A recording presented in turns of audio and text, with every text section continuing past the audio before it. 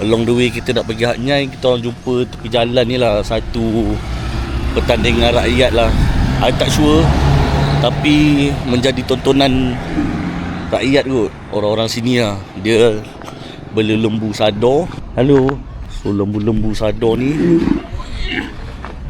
diorang akan bawa ke mana, untuk apa saya tak pasti. Memang menakutkan sikit lah. Lembu ni akan dibawa masuk lah.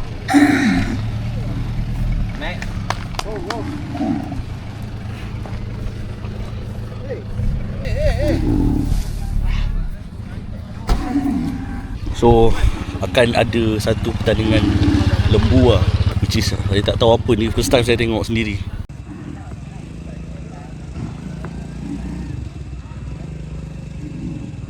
Fight tu sedang melawan.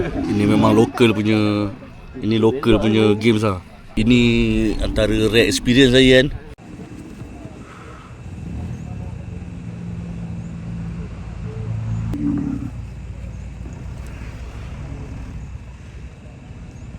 Sekarang dah hampir ke 12 tengah hari. Tengok lembu yang masih ada, saya tak tahu ni antara perlawanan akhir ke macam mana, tapi masih ada 2-3 ekor lembu lah kat belakang sana.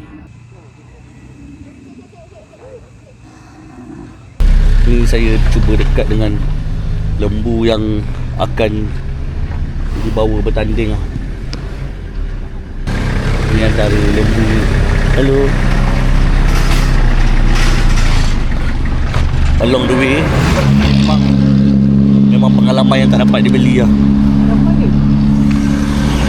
Kalau ada korang yang tahu mengenai apa games ni, boleh roger lah. Tapi